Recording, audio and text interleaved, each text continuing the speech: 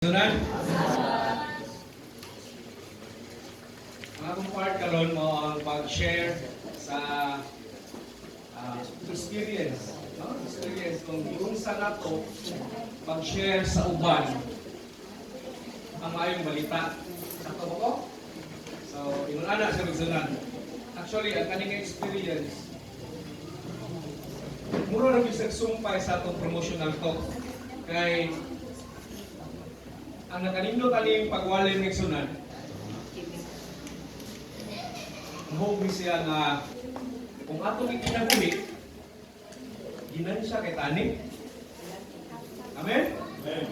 Ginan siya kay tani. Dili din ako hunanaon nga kung naata sa serbisyo sa Ginoo, alkansi ta. No? Namay uban ng Sunan nga, kaya bantaw nga, usap mo yung simbahan nga. Kung mapamimbro ta, kuha ang 10% sa sweldo, alkansi mo na. No, tingnan na, sitiyat ka, nanapil ka na. Napay nagnuna na may sunan, o nakadungog bang mo na? Nakadungog, no? Ako mismo nakadungog ko na. Karon may sunan, unsa ay ang atong pundo, no? Atong pundo nga ako lang i-specify nga kita as Seventh-day Adventist. Nainindot kayo na teksto may sunan nga kung ato nang ikinising-kasing once na nanapa sa serbisyo sa Ginoo, dili kita magunahon alkansi. No? Kung saan na teksto? Naidaghan teksto sa Biblia may sunan pero ganahan ko na yung usa.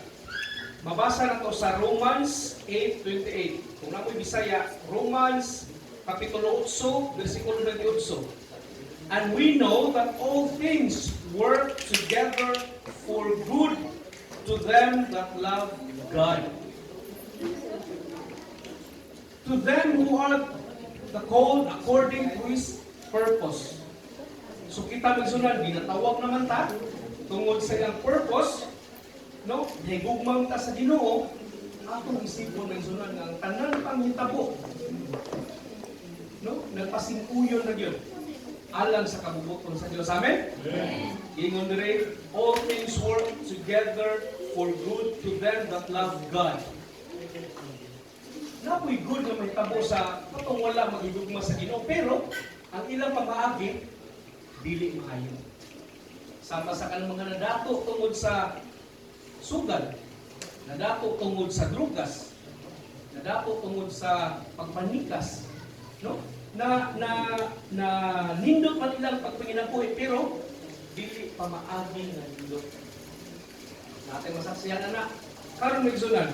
Ngano ako na siyang gi-brought up kay nakaingon mi ko nga sukad naka-adventista ko, Maka-relate dito aning nga teksto kay actually magsunan dako kong Katoliko, no? Ang asawa may Adventist na baptized ko 2012. No, ato pa ginapista sa lagtag. Pista sa lagtag na Sabado, ay ikatulong Sabado sa Pebrero, buntag sa iyo. Na pagka humanang bautismo, ditso na ito simba. No? Ingon anak mga kaigsunan na kayo mga sukad pag bautismo na ko, ano na kayo mo pa na?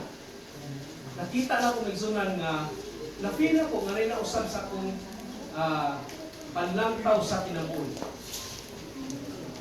Sa kadugan ako maigsunan, usa tawa sa mo panalig sa Pasko? 10? 9:30? 10:15. Okay. Okay. So, kaning sunan, pagsugod na ko serve sa Ginoo, nakiingon ko nga ang tanan nahitabo tungod sa kabubuton sa Dios. Nga naman, years later na nabautismuhan ko, ang akong parents, akong maigsoon, ako ginang-sharean. Anong lakbit-lakbitan lang ba? Kaya devoted kami nga Katoliko maigsunan kay ang akong igsoon sa akong papa kay Madre Superior. Napang dako-dako sa mga madre ba, sa usa ka sa konvento. Or kuha mo na sila, sa ka-convent, na mga work association, siya mo'y dako. So, imagine mag-isulat, yung anak ka doon sa Catholic. Pero, kapag na bautismuhan ko mag-isulat, akong mama, akong papa, murag dili gyud sila uyon at first, ingon yun lang. No. Na adventista ka, mo sabadista mo ka. No? Basta magsabadista ka, magpirmi may maghumba.